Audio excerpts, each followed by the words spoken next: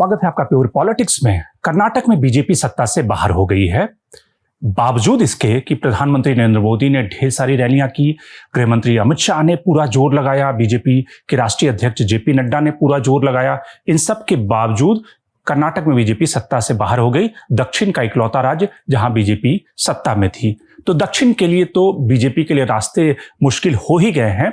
लेकिन इस हार से क्या संदेश मिलते हैं, खास करके बीजेपी जिस तरह से राज्यों में चुनाव लड़ती है उनकी स्ट्रैटेजी पर, और बीजेपी कर्नाटक में चुनाव हारी क्यों, तो इसके कारणों की हम मीमांसा करते हैं, जानने की कोशिश करते हैं कि आखिर वैसे क्या 5 कारण थे, वैसे 5 फैक्टर क्या हैं जिसकी वजह से बीजेपी कर्नाटक में चुनाव हारी।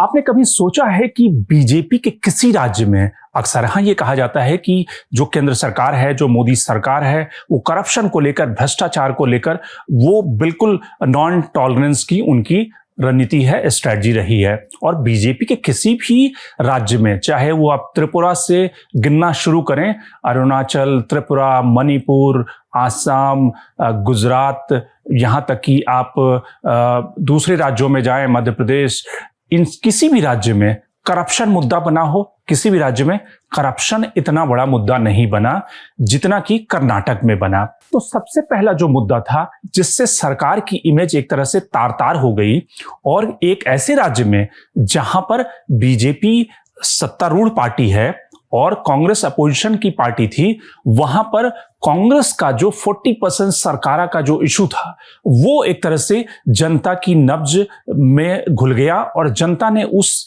नारे के साथ अपने को आइडेंटिफाई किया। इसके पीछे क्या कारण था, क्यों ऐसा जनता ने किया? क्या कांग्रेस का जो एलिगेशन था, जो कांग्रेस ने आरोप लगाए, जो कैंपेन था, उसमें कितनी सच्चाई थी? आप देखें कि एक एक करके जब से बोम्मई को जब मुख्यमंत्री बनाया गया, उसके बाद से एक के बाद एक ऐसी घटनाएं होती गई, जिसमें कि पहले तो जो ईश्वरप्पा उनके एक काफी सीनियर नेता बीजेपी के रहे और उस कम्युनिटी के बड़े नेता रहे, उनके ऊपर कॉन्ट्रैक्टर एसोसिएशन ने आरोप लगाया कि हर काम को, हर बिल को पास कराने के लिए 40% कमीशन देना पड़ता है। और उस कॉन्ट्रैक्टर एसोसिएशन ने प्रधानमंत्री नरेंद्र मोदी तक को चिट्ठी लिखी, BL संतोष को चिट्ठी लिखी, बीजेपी के राष्ट्रीय अध्यक्ष जेपी नड्डा को चिट्ठी लिखी कि हर प्रोजेक्ट को पास कराने के लिए 40% कमीशन देना पड़ता है। और ईश्वरप्पा के ऊपर तो डायरेक्ट रूप से एलिगेशन था, और जिस व्यक्ति ने लगाया उसने जाकर बाद में आत्महत्या कर ली, क्योंकि उसका खुद का बिल फंसा हुआ था और उसने ढेर सारे लोन ले लिए थे अपने उस काम को करने के लिए, इंफ्रास्ट्रक्चर के प्रोजेक्ट को करने के लिए, जिसके लिए उसे कमीशन देने की जरूरत थी, और वो कमीशन दे नहीं पा रहा था। इस एलिगेशन के लगने के बाद बीजेपी ने क्या किया? आप देखें कि बीजेपी ने ईश्वरप्पा को तो कैबिनेट से ड्रॉप कर दिया, लेकिन उस तरह का कोई कोर्स करेक्शन नहीं किया जो कि भ्रष्टाचार जैसे गंभीर मामले पर जिसको कहें कि ऑप्टिक्स के जरिए ही, यानी कि करप्शन आपकी सरकार पे चस्पा ना हो, करप्शन का मुद्दा आपकी सरकार पे चस्पा ना हो, उसके लिए कोई आप ऑप्टिक्स करते या कोई ऐसा अरेंजमेंट करते जिससे कि लगता कि बोम्मई सरकार करप्शन को लेकर काफी जवाबदेह है। छापे मारे जाते, जिस तरह से सेंट्रल एजेंसियां छापे मारती है पूरे देश भर में, वैसे ही राज्य की जो एजेंसियां हैं, भ्रष्टाचार रोकने वाली एजेंसियां, वो अलग अलग महकमों पर छापे मारती, लोगों को पकड़ती, और शायद उसमें कुछ अपने भी लोग होते उनको भी पकड़ती। तो इससे बोम्मई सरकार की जो इमेज थी वो करेक्ट हो जाती और लगता लोगों को कि ये तो ईमानदार सरकार है जो अपनों को भी नहीं छोड़ रही। लेकिन अपनों को बचाया गया और उस चक्कर में करप्शन का जो लेवल था वो सरकार के ऊपर चिपक गया। उसके बाद एक मंत्रियों के ऊपर करप्शन के कई सारे एलिगेशन लगे, यहां तक कि कई सारे मंत्रियों ने, जो एक लॉ मिनिस्टर थे, उनकी जो ऑडियो वायरल हुई जिसमें उन्होंने कहा कि हम तो केवल 6, 7, 8 महीने तक का मामला निपटा रहे हैं, चुनाव तक का मामला सरकार तो चल नहीं रही, यानी कि जो गवर्नमेंट की फंक्शनिंग है, जो गवर्नेंस है, वो बिल्कुल ठप्प पड़ चुका था, सरकार जैसे तैसे समय निकाल रही थी। तो पहला जो नैरेटिव के मुद्दे पर, और खास करके बीजेपी ये जानते हुए कि अगर सरकार की इमेज ईमानदार की है, जब प्रधानमंत्री की इमेज ईमानदार की है, वैसी स्थिति में बीजेपी के लिए कांग्रेस के नैरेटिव को पटकना बहुत आसान था। बीजेपी अगर उस मुद्दे पर एग्रेसिव होती, आक्रामक होती और कांग्रेस के 40% कमीशन के नैरेटिव का जवाब देती, तो पहला तो जो था वो नैरेटिव की जंग, एक तरह से बीजेपी हार गई थी, हार रही थी। ये एक बड़ा फैक्टर था जो कि कर्नाटक के इलेक्शन में जनता ने जो सिंक किया उस मुद्दे के साथ, जो कांग्रेस का भ्रष्टाचार का जो कैंपेन था उसके साथ उसने आइडेंटिफाई किया। दूसरा जो बड़ा मुद्दा कि अगर आप देखें कि लीडरशिप यानी कि किसी भी राज्य में आपने देखा नहीं होगा कि एक ऐसा लीडरशिप जिसका कि मास बेस हो, जो कि दक्षिण के राज्य में अगर आप देखें कि रामकृष्ण हेगड़े के बाद के दौर से देखें, बीजेपी का जब दक्षिण में पदार्पण होता है कर्नाटक में, वहां से जिस लीडर ने पार्टी को ईंट से ईंट जोड़कर बिल्ड किया, यानी कि बीएस येदियुरप्पा ने कर्नाटक में बीजेपी की ईंटें से ईंटें जोड़कर बीजेपी की जो जड़ें हैं वो मजबूत की। और उस जमाने से देखें कि अगर आप 98 के इलेक्शन से देखें तो लगातार बीजेपी बीएस येदियुरप्पा की वजह से वहां पे लोकसभा की सीटें जीतती रही। और उसके बाद फिर 2004 में बीजेपी वहां पे लीडर ऑफ अपोजिशन के रूप में बीएस येदियुरप्पा आए, उसके बाद बीजेपी की सरकार बनी। तो लगातार बीजेपी बीएस येदियुरप्पा, चूंकि दक्षिण में उनके पास एक जो जिसको कहते हैं छत्रप था, जो रीजनल छत्रप, अगर आप देखें कि उत्तर भारत के राज्यों में शिवराज सिंह चौहान, वसुंधरा राजे सिंधिया, रमन सिंह जैसे ताकतवर छत्रप थे, वैसे ही दक्षिण के राज्य में येदियुरप्पा थे। और येदियुरप्पा की एक जमाने में, या अभी भी कहें, येदियुरप्पा का जो क्लाउट है, उनकी जो भीड़ को आकर्षित करने की क्षमता है, वो उस जमाने में जब 2008 का वो चुनाव लड़ रहे थे, उस जमाने में मैं जब कर्नाटक में गया था तो वहां पे उनकी जो ख्याति थी, उनकी जो इमेज थी, उनका जो क्लाउड था, वो वाजपेयी के जैसा था। वो फार्मर्स के बीच में इतने पॉपुलर थे कि बीजेपी के नेता कहते थे कि अगर देश में कोई फार्मर्स का लीडर है दक्षिण के राज्य में तो वो बीएस येदियुरप्पा हैं। इस क्लाउड के बावजूद बीएस येदियुरप्पा जब सत्ता में आए 2019 के बाद, उसके बाद उन्हें अपने कैबिनेट एक्सपेंशन से लेकर तमाम ऐसे जो फैसले थे उसके लिए दिल्ली का मुंह देखना पड़ता था। दिल्ली जब तक उन्हें हरी झंडी नहीं देता था तब तक वो अपने एक मिनिस्टर को भी एक्सपैंड नहीं कर सकते थे। एक्सपेंशन में 6-8 बार तो उन्हें दिल्ली का चक्कर लगाना पड़ा अपने कैबिनेट एक्सपेंशन करने के लिए। और उसके बाद एक सिटिंग चीफ मिनिस्टर जो पॉपुलर है, जो लिंगायतों का बहुत बड़ा नेता है, उसको उसके टेनियर के बीच में से ही हटा दिया गया, ये कहते हुए कि बीजेपी जनरेशनल शिफ्ट करना चाहती है। लेकिन जनरेशनल शिफ्ट के नाम पर एक ऐसे मास बेस्ड लीडर को अपने पद से हटाना, वो शायद एक बीजेपी का, जिसको कहते हैं कि कर्नाटक की राजनीति में टर्निंग पॉइंट था बीजेपी के लिए, कि वहां से बीजेपी का ग्राफ गिरना शुरू हुआ। और जब बोम्मई को लाया गया तो बोम्मई येदियुरप्पा के मैच नहीं थे, यानी कि लिंगायतों का वोट बोम्मई नहीं खींच सकते थे।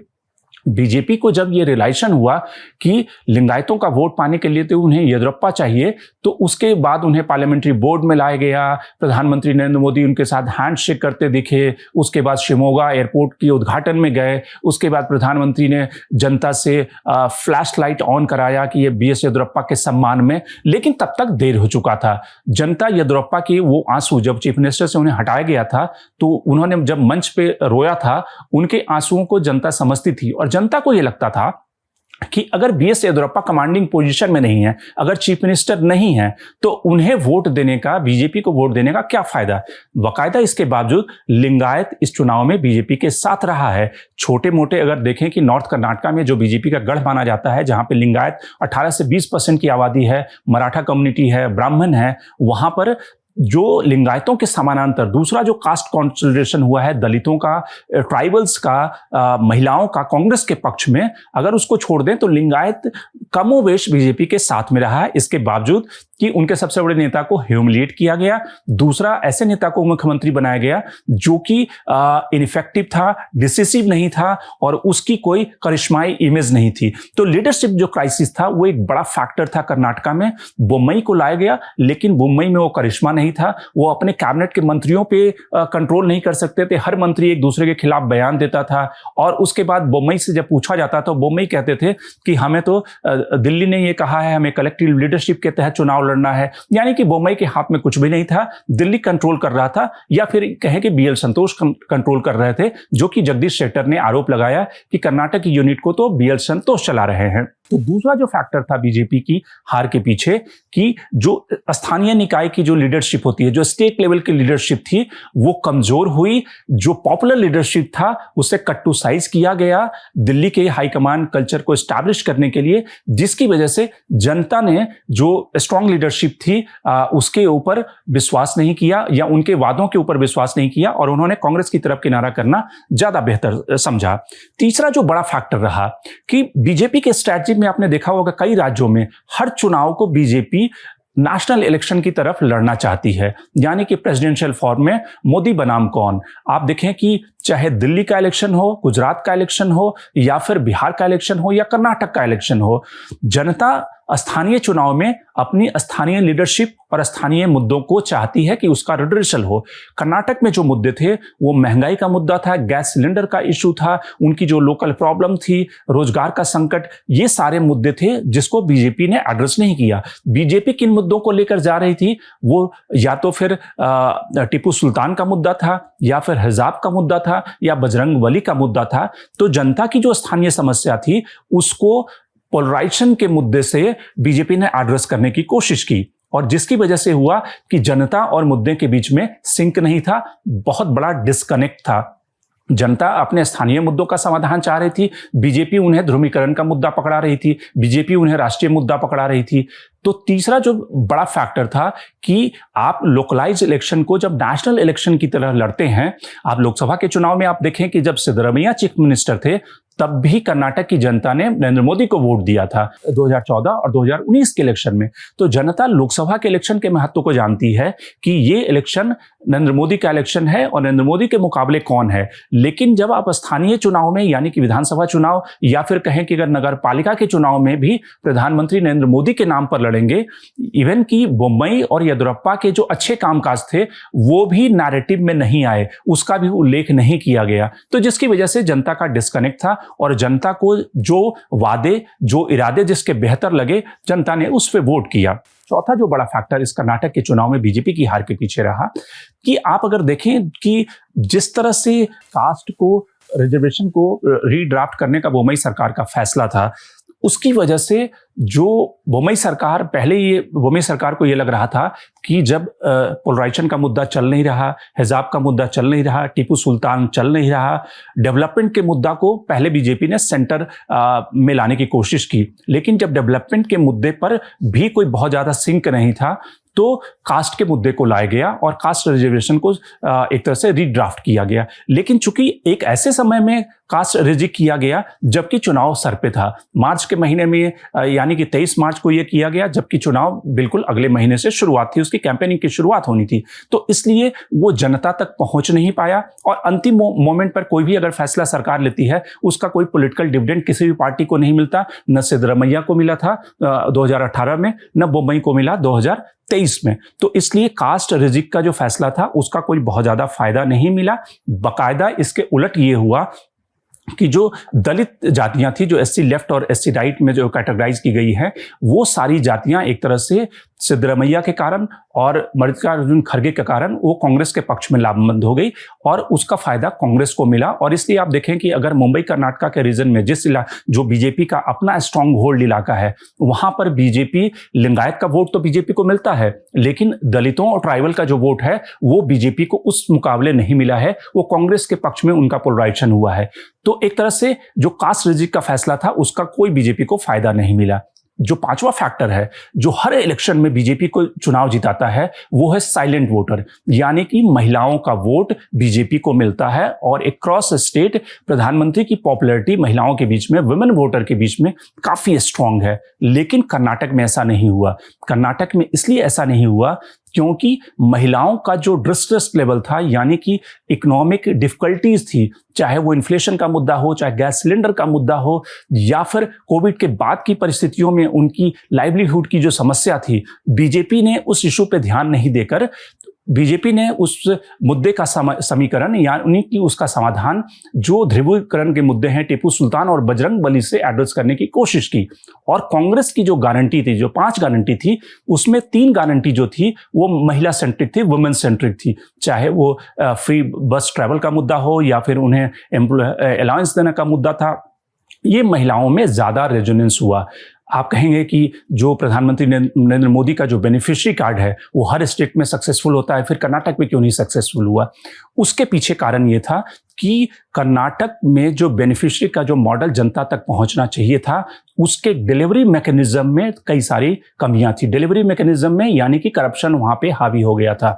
बोम्बई सरकार को इस पे ध्यान देना चाहिए था, यानी कि अगर कोई घर प्रधानमंत्री आवास योजना में लॉट होता है, उसके लिए करप्शन के तौर पर, घूस के तौर पर आप उससे 10,000 रुपये या 2 लाख रुपये मांगेंगे, तो वो कहीं ना कहीं जो आपका वोटर है वो बेनिफिशियरी यानी कि आपके पक्ष में वोट करने की जगह आपके विपक्ष में वोट करेगा।